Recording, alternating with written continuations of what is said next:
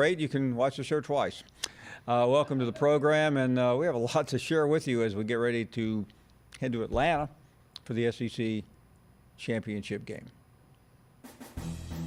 Georgia relishing underdog role. How about that? Dogs aren't underdogs very often, but they are Saturday. Can they pull it off? Wouldn't that be a big upset? Well, not really, according to FPI. LSU only a 56th percentile. Shouldn't they be more? Got a 2 versus 4 game. LSU could lose title game and reach the playoffs. Has anyone heard that one before? No, I haven't heard that one either. Okay, here we go. One more weekend of this, and then we can get on with the rest of our lives. I think LSU is a pretty big favorite to get to the playoffs. Georgia, not a favorite. Anyway, let's give you something you don't know. This is Bruce Feldman. He will be with us later. I played against Joe freaking Burrow. I actually said something other than freaking. I said Finebaum. Anyway, welcome to the program. You can tell we're in a giddy mood. We had a little Christmas party, and I'm drunk with eggnog. Actually, I'm not, but I just thought I would test the audience's patience with the host. We're glad to be back. If I could just talk to you for a second, how glad I am to get away from New York and the cold, the ice, the snow, and the dirt. But I'm glad to be here back in the South, and let's get going here with a lot on the agenda today. Chip Towers covers the Dogs. Glenn Guilbeau, what do you think? You think a guy named Guilbeau covers the Dogs or the LSU Tigers? And the aforementioned Bruce Feldman from The Athletic. Didn't we have somebody that used to work here, went to work for The Athletic? Nobody remembers his name, huh? That's the rumor. Anyway, let's also take your phone calls at 855-242-7285. It's always the same, 855-242-7285. And one of my favorite callers is now Augie from New Orleans. Augie always puts us on the griddle. And Augie, good to have you on board here.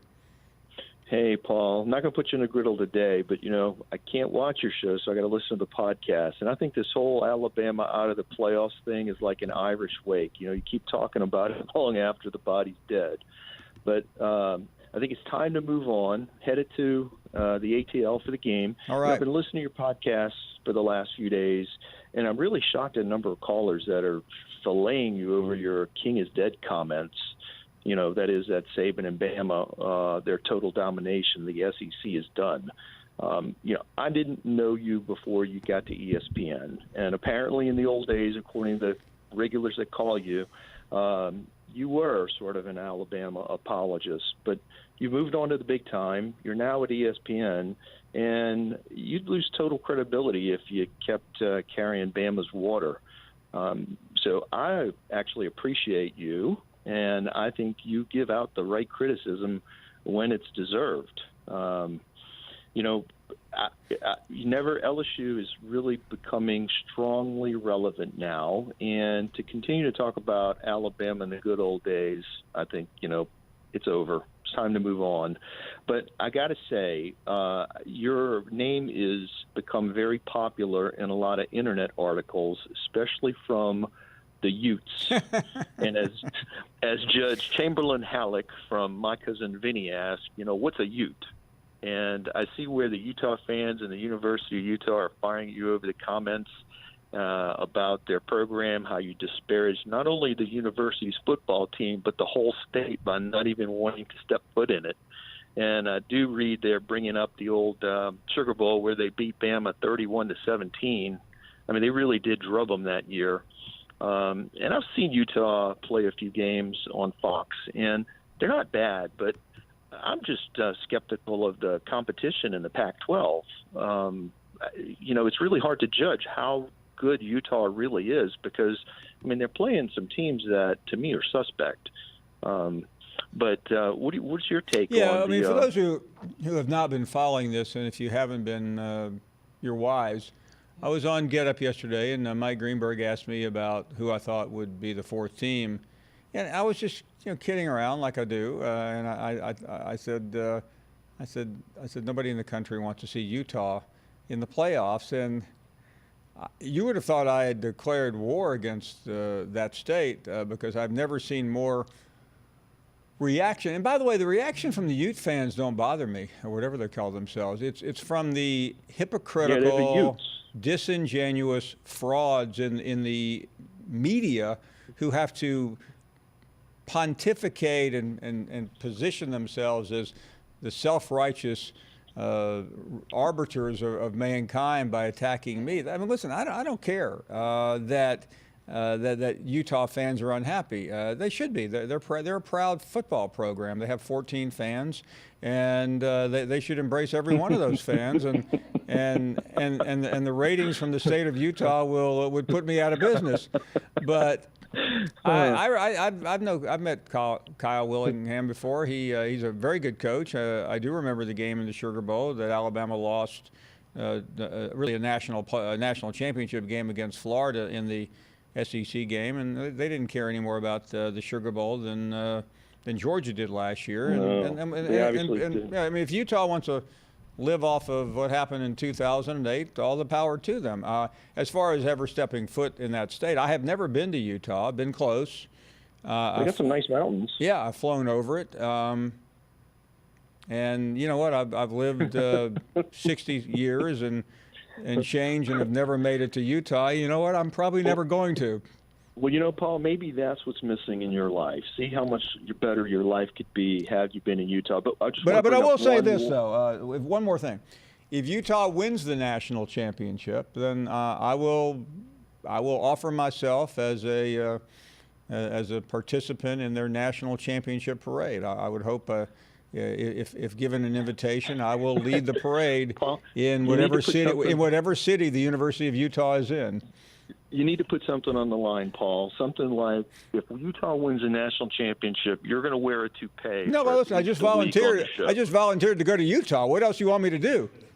Well, I mean, by the way, I had to use my passport this morning in New York for identify. Will a passport get me into the state of Utah? I think you have to have a green card. I mean, I don't know. I'm not going to say any more because then I'll go down a road that really will get me in trouble.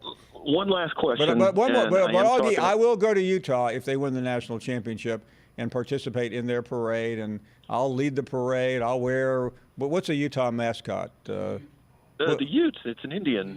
The Wasatch Mountains. I'll wear the mascot head or the whatever.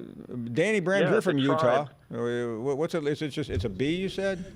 Yeah, you need a beehive. Okay. It's the beehive state. That's the state symbol, not the university symbol. It's the university represents the state, you know. Yeah, I'll wear the Utah big Ute tribe. I'll wear the big U on my forehead. But, Paul, let me ask you this question. Do you think, because Alabama really doesn't – I mean, it sounds like they're going to be forced to play in a bowl game. Are they going to do what they did against Utah back in, 2009 or whatever, and roll over? You know, I don't care what Nick Saban says when they get the official invitation next Sunday. I think the rumors are they're going to the Citrus Bowl, maybe against Michigan.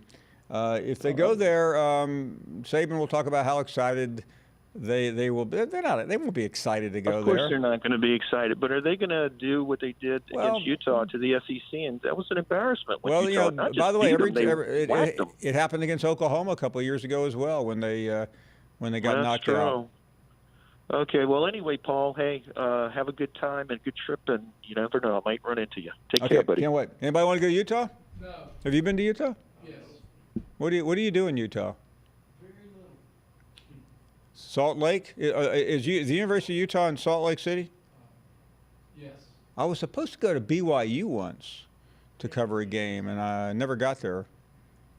BYU and Utah is not the same thing? No. Okay. Different. So there's BYU, there's Utah. Do they have any other schools out there? Pretty much it. Utah State? So this state with 100 people has 3 major universities? That's amazing. Andre is up next. Mitt Romney's a senator from Utah. Wow. Coach, thanks for taking my call, Coach Finebaum. First of all, you know how to throw a mean good punch, Coach. I mean, a mean good punch. Are you safer in Ann Arbor, Michigan, or Utah right now, Coach? Yeah, I feel pretty good anywhere I go, but but Utah. Okay. Is that where Donnie Listen, and Marie are thought- from? Yeah, they're Oh, from wow. Utah. I like it there. What's up, Danny? Coach, Oh, okay. I enjoyed talking to Jim yesterday. That was great. You know, yeah, it was, man. And listen, if you're civil with Jim, he will be civil with you. But if you run off the rails with him, he's going right off the rails with you. But I really enjoyed talking to Jim, and I like Jim. I really do. What do you think about the game this weekend, Coach? I'm here in Atlanta. The tailgate is already kicking off out there. It's nice weather. It's probably in the mid-60s out there right now. That's great. Yeah, what do you think, Coach? When are you going to get here? I'm getting there tomorrow morning. Because I came back from New York today, I decided I really needed to go home and look at all my fan mail from Utah. Coach, listen, you were telling the truth. No one wants to see Utah in this thing. I mean, my exact quote was, let's be honest, the country does not want to see Utah in the college football playoff. That's what I said yesterday. No. But you're a straight shooter, Coach. That's just how it is. And the guy that just called that was coming up from New Orleans, he doesn't understand that you used to get hate mail from Alabama fans because some of the statements you've made. And so he was wrong about you carrying the water for Alabama there, Coach. You're a straight shooter, and you need to explain to the young man that you're a Tennessee alumni. You graduated from the University of Tennessee up in Knoxville. So, but anyway, I just wanted to let you know I enjoyed talking to Jim yesterday. And, you know, people have to understand if you're civil with Jim, even if you disagree with him, or if he disagrees with you, he will be civil with you. But anyway, Coach. Well, I'll tell you what, you're the first person I've ever heard Jim respect on this show. I don't know about that, but I enjoy Jim, and he's a passionate person. Whether you agree with his views or not, he believes in what he believes in, and that's what makes America what America is. We have the right to disagree with what people believe and do it in a nonviolent way. Hey, thanks for taking my call, Coach Finebaum. Thank you very much. So I do appreciate that, and cannot wait to learn more as we move throughout the program today. You can give us a ring at 855-242-7285, and we are back after this.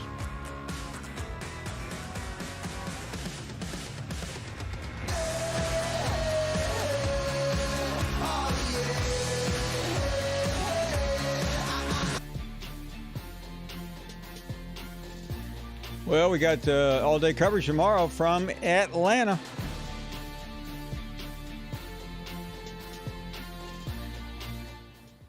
So we welcome you back, and let's continue our Thursday tailgating. And where are we, guys?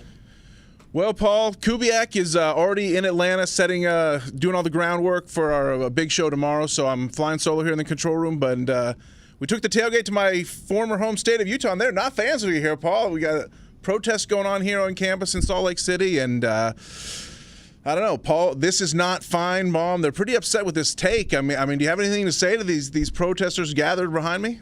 Listen, I'm all for young people expressing themselves, even if it's against me.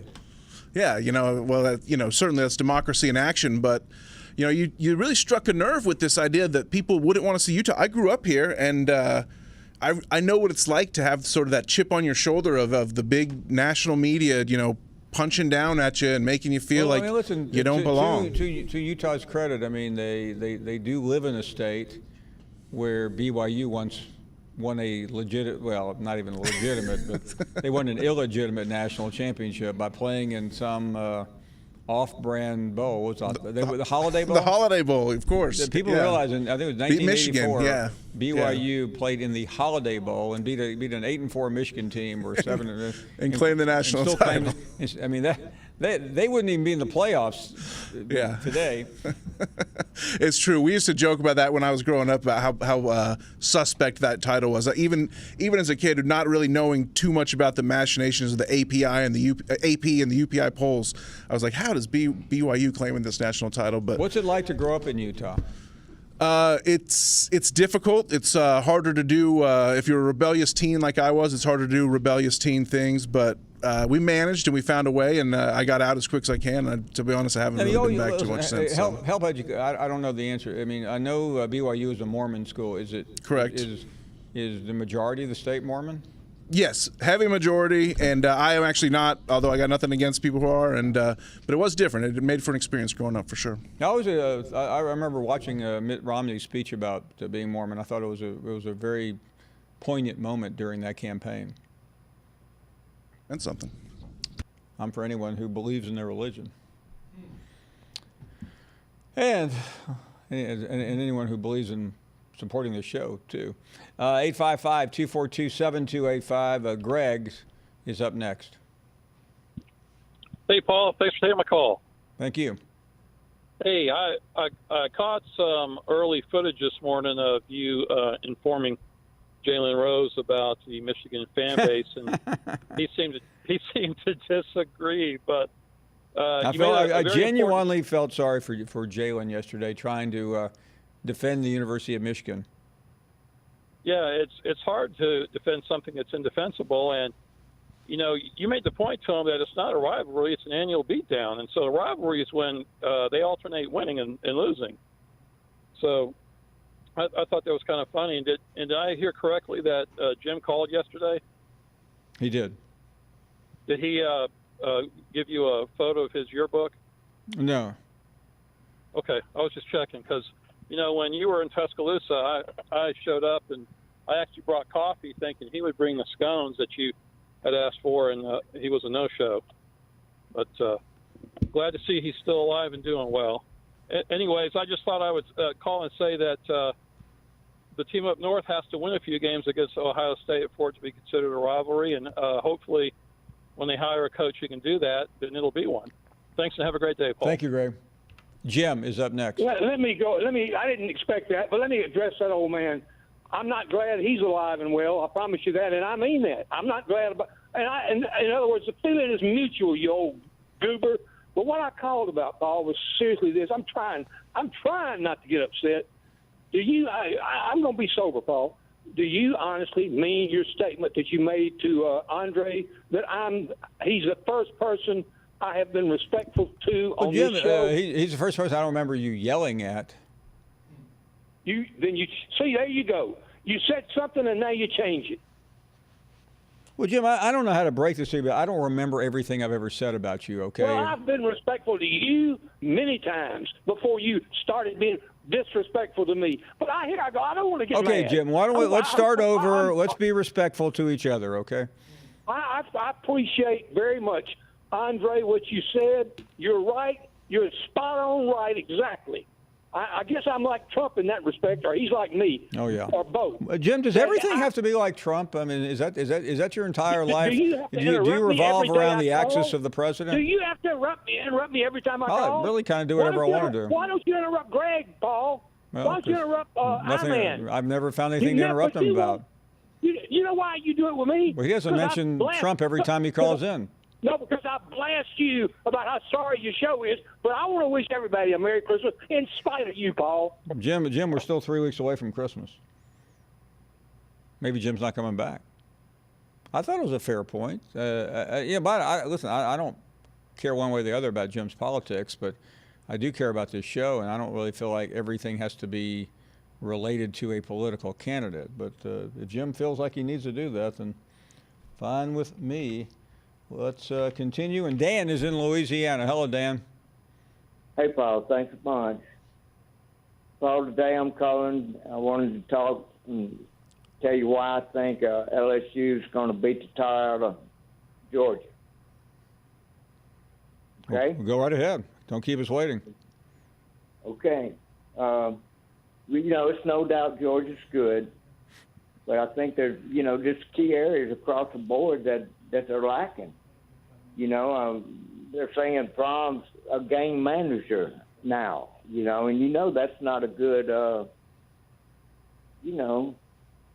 that's not good when they call you that. And I think the wide receivers are lacking. I don't see how their defensive backs and linebackers are going to keep up with LSU's backs. You know, I think LSU is more prepared with the season and the division they're in, with the games that they played. You know, I think Kirby's coaching philosophy, you know, is another problem that could show up. You know, possession, you know, keeping the ball away from LSU is not going to keep them from scoring. And field goals are not going to win the game. You know, I was just wanting to know what you thought about some of them things I said. Well, I appreciate the call. Listen, I just can't wait to watch the game. I'm not all that key on analyzing it. I'll leave it to the experts. I mean, I think it's self-explanatory that Georgia has deficiencies, but they also are a pretty resilient team, and I think they've got at least a puncher's chance to win the game. I said a puncher's chance. Chuck is in New York. Chuck, you there? Hey, Paul, how you doing? Okay, Chuck, how you doing? I just want a couple minutes of your time. Yeah, yes, you got it. Now, let's talk about the SEC championship. It's LSU's offense versus Georgia's defense. Now, if LSU wins this game comfortably, in my opinion, they should be slightly favored over Ohio State to win the national championship. Now, I know the spread's 7 and it's in Atlanta. It could go up by game time. Now, I can't guarantee this win like I did with LSU over Alabama, but that's my pick. I just wanted to let you know. Well, that's great, Chuck. Appreciate that. Jay, man, we got some good ones. Jay is up next in the ATL. Hello, Jay. Hey, Paul, thanks for taking my call. I was curious to know your thoughts on what I consider to be a discrepancy in the polls. The playoff committee has OSU and LSU in that order, but the AP writers and the coaches poll have LSU number one in both cases at a 2-to-1 margin in terms of first place votes. That to me is a disconnect. You got thoughts on that? Well, yeah. Well, Jay, remember one thing. Those polls cease to exist once we start seeing the college football playoff poll. I mean, I also thought the move from Alabama out of the top 10 to 12th based on a missed field goal was pretty dramatic as well. But you know, you've heard me say before, maybe you haven't, that I think they get in there, they have agendas. Since they're not transparent, it's hard to take anything out of what they tell us. We had Hancock on yesterday, and he has his talking points like they all do because they're a collective body. But until they let us in that room or let us know what they did, then it will remain an extreme mystery. Thanks, Jay. Appreciate the call. More to come here on the program, 855-242-7285. A number of guests will join us. We'll start talking about let's get right to it. What's Georgia's path, if they have one, to winning this game? Well, you know, where there's a will, there's always a way, Paul, and I think there is an opportunity out there for Georgia to win this game, and you know, it's not a small order. I mean, you're going to have to find a way to slow down this offensive juggernaut that LSU is bringing into Mercedes-Benz Stadium, and very few teams have done that. Some have had some success at it. But I would think Georgia's defense, based on what we've seen to this point, is probably as well suited for that as anybody. And then, you know, they got to find a way to scrounge some points, scrounge out some yards, some first downs, and really in particular some third downs in this game. Those have been missing a little bit these last several weeks of the season. But, you know, Paul, it's, you know, crazy things happen in this game in particular, and not many people are giving Georgia a shot. But, you know, I'm over here now in Athens. I've been here all week. And it's a very confident bunch that's really enjoying. Well, listen. I mean, let's. I mean, I get all, Chip. I get all the cliches. I mean, I follow sports like you do, but I still don't understand the confidence based on the deficiencies on the offensive side of the ball. Well, but it's because there's three phases to football. You say you understand the game, and there's more to it than. Well, yeah, but you have to score to win. You do have to score to win, and you know, honestly, really, I think Georgia is better suited than anybody else LSU has faced to this point to defend what they're doing. Okay. Now, can they do it? I don't know. But here's what I really like about Georgia. Number one, it's the secondary, and it's not just the 4 or 5 players out there. It's the way that Kirby Smart and Dan Lanning substitute in and out, based on the situation, and they have a lot of answers in those substitution patterns. The other side of it is Kirby Smart. Now, look, you and I probably agree. There's a lot of things I don't like that Kirby Smart has done in big games. But the one thing you can't say about Kirby Smart's teams in big games, and you going all the way back to when he was coaching the defense for Nick Saban, man, his teams come in prepared. And, you can say what you can about psychology and what Georgia did with the leads that they've had in a couple of these games. But they did, gain those leads, and they got them because of some great strategy, some great game plans. And I think they're going to have an exceptional game plan for this one as well. Okay. Listen, Chip, it would be incredible to see a game that goes deep, especially because there is somewhat of a disconnect, and I want you to talk about it, between the reality of the situation, the betting line, versus what the average fan thinks. And outside of maybe that zip code, I don't really know many people who think Georgia can beat LSU. Well, the line is interesting. It started off at 3.5 or 4, and it's grown, kind of continuously since then. And I get that. I mean, most of the people, when the line opened, even now that it's at a full touchdown, they still hear people saying, is that all?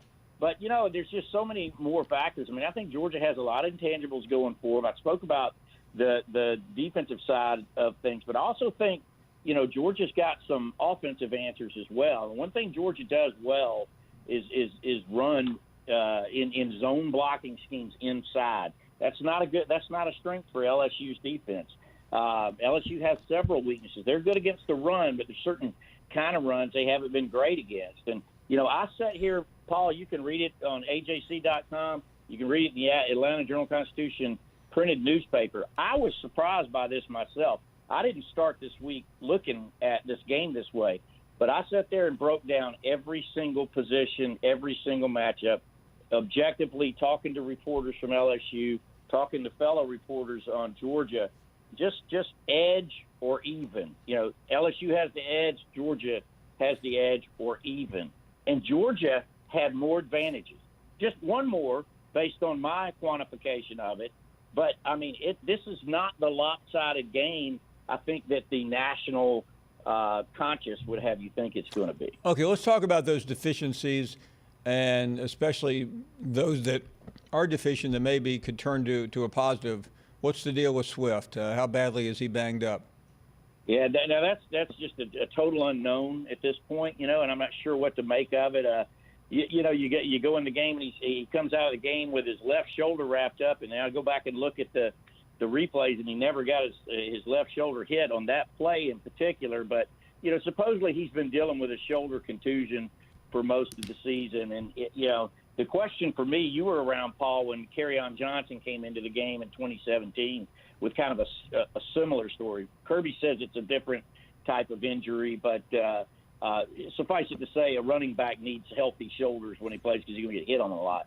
So that's a big question mark that we're going to have to watch on Saturday. The other thing is obviously Fromm and what's going on with the offense. Obviously, the completion numbers are down. I'm working on a story today that you can read tomorrow, talking to a lot of experts about that. And, you got a very similar situation with Jake Fromm to Tom Brady trying to replace a lot of production, but he's being very careful and efficient with the football beyond completion percentage. Nobody's taken the ball away from Georgia ever since they lost to South Carolina, other than a couple of sloppiness not in the SEC game, a couple of sloppy turnovers against Georgia Tech. But otherwise, they're taking very good care of the football. That'll be really important Saturday. One other thing, and you can't really talk to people and analyze this with numbers, but it's what's at stake. And Chip, we know what's at stake for Georgia. I wonder, though, about LSU. They've accomplished so much already. They know they're going, and I know what Ed Orgeron says, but come on. These players are very smart. They can read the They can read the tea leaves. They know they're going to the playoff whether they win or lose this game. What role do you think that could play in what we see Saturday? Well, that's a super X factor as well, I think, because you don't – yeah, this might mean that LSU plays really loose, got nothing to lose, and they relax. Or it may be they're too relaxed. They're sloppy. They're not worried about it. Georgia definitely has a back against the wall mentality. They've kind of had that. They've had to have that ever since the South Carolina game, and that's where the Georgia players are kind of were reveling in the idea of being an underdog. You got to think all season Georgia hasn't been an underdog in any game. If you're going by Las Vegas lines, this is the first time they've gotten to play that role. Really, most of the last 2 seasons, so they're loving that part of it. So back against the wall mentality versus being loosey goosey. But both of them will have a factor. The other thing is just LSU hadn't been here. And that's not that big of a deal. I don't think that LSU's played big games everywhere, all year, all the time, and in the history of the school. But it's different. Mercedes-Benz is different. It's a different place. It's a different environment. Georgia's got close to 50 players that have been in that environment before. LSU has 0. So is that a factor? I don't know. Orgeron's never coached in there or a game like this. Is that a factor? I don't know, but we'll find out. Chip, thank you very much. As always, we will see you this weekend. Great to have you on. Welcome to Atlanta. Look forward to seeing you. Thank you. Why does everybody think we're in Atlanta? Anyway, we're still here in studio. We'll be in Atlanta tomorrow. More of your phone calls when we come back.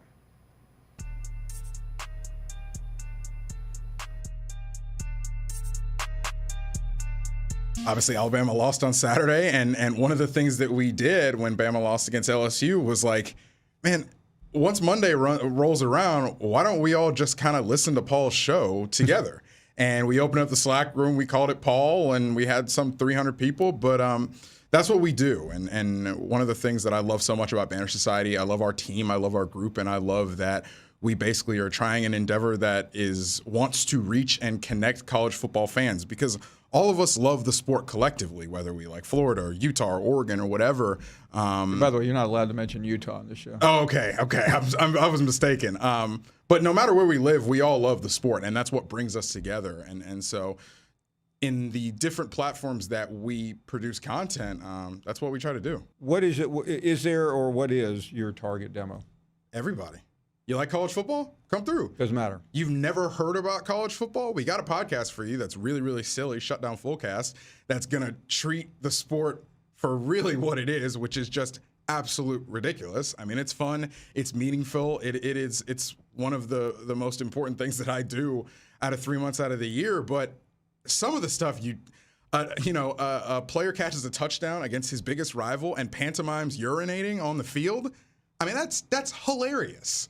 So we've got a podcast that is going to treat that for what it is. It's not the end of the world. It's not a violation of the Geneva Convention. It is an incredibly farcical thing that happened in one state's biggest day of the year. Yeah, and by the way, I'm not trying to sound like your dad here. It's so funny that it cost a guy his job. Yeah, it's just, and that somebody asked me a couple days ago, well, would it be right to say Matt Luke lost his job because one of his former wide receivers peed on the field? And I was like, it's not that simple, but that is the quickest on-ramp to explain that situation, which is, that's college football. That's college football. Yeah, no, and if that had not happened and Ole Miss had made the extra point and won the game in overtime, maybe Joe Moorhead loses his job. I mean, I am now convinced that there is nothing like the Egg Bowl rivalry. Nothing like it. I mean, the Iron Bowl is different because the Iron Bowl always has national implications. Yeah. It always matters. But and I don't say this to condescend to Mississippi. It's all Mississippi. It matters the most for that state. And that's what I think. Like my co-host Godfrey went to Ole Miss, and he calls it crabs in a bucket. And he's like, it's crabs in a bucket, and one crab's goal is to always take the other crab down, and that's just what the rivalry is. And we are back on the program, and there is big news happening in Tuscaloosa right now. Tua Tagovailoa is speaking to the media as we speak. I've had conversations with Coach Saban, and kind of what I said the last time. on TV with Kirk Herbstreit, is pretty much the same thing Coach Saban told me. And, those are the two things that, I felt I needed to take into consideration. And it's something I still need to sit down and talk to about with my family. Haven't really had that opportunity because of the rehab that I need to go through, and then I'm still trying to finish up my school here. So.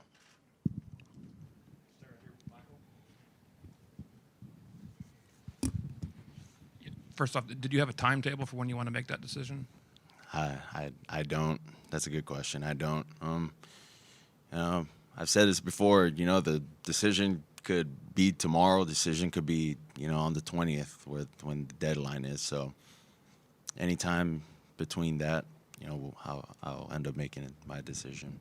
And secondly, when the injury occurred, did you realize how serious it was in the moment? Did you realize how badly hurt you were? Yeah, I didn't. I couldn't comprehend anything. I had a concussion at the same time while I was on the ground, and I think my body was just in such a traumatic state that, I couldn't really feel too much. I just know that, well, from what I can remember, with every little movement I made, on the ground, I was hurting. That's all I could remember.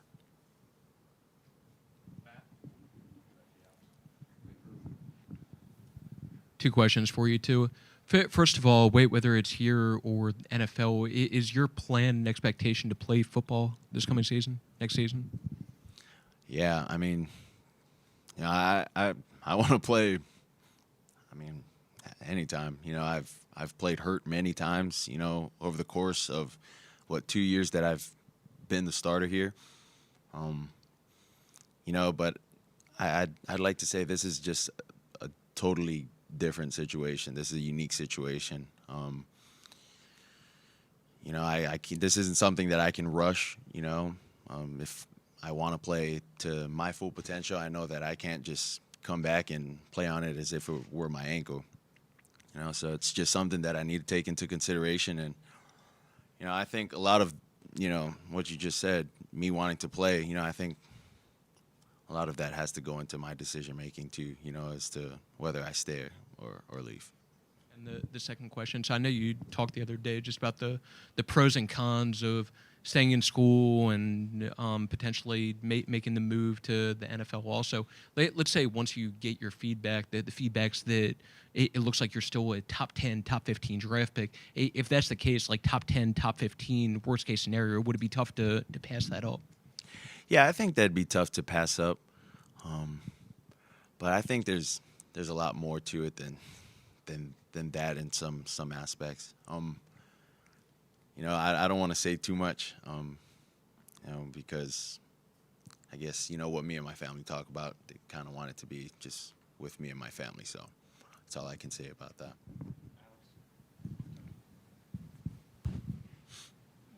You mentioned just kind of the uncertainty, even with your condition right now. The doctors, they don't know yet whether or not what your future holds. How difficult is that to kind of go through, just not even knowing right now? Well, I firmly believe in the Bible, and the Bible says you walk by faith and not by sight. So, that's pretty much what I'm holding on to. Just trust in the good Lord, and He's the best doctor for me and what I believe in, and I believe that, all these guys that I'm surrounded with, are athletic trainers. You got Jeff Allen, Ryan Vicknair, Jeremy Gazelle, all these other guys that, are just very, very helpful and who have been helpful to, with me and my rehabbing process throughout the years. And, I feel this is something that is bigger than me, and I feel like I'll still be able to come back, 100% and be able to play to the capability that I know I'm able to play at. John, did you have one? Here. Questions? Mike over there. Given your experience with this injury, but also knowing your competitive spirit to want to be out there, what would be your message to any of your teammates who are thinking of not playing in a bowl game and trying to stay healthy, if there are any of those? Well, for me, I think it's different. With a lot of the guys that are, draft eligible, you can't really tell them, what they should or shouldn't do. I think the best thing for me as a teammate, would be to support them in whatever the decision they decide to make. It's their choice, and they've worked hard enough, and they've worked, long enough to get to where they're at, in their life. And if they decide to not play, to sit out, I think that's a decision they need to sit down with coach and make. And I think the best Well, thing certainly that I not a can lot do- of news there. Tua said he has not made a decision, so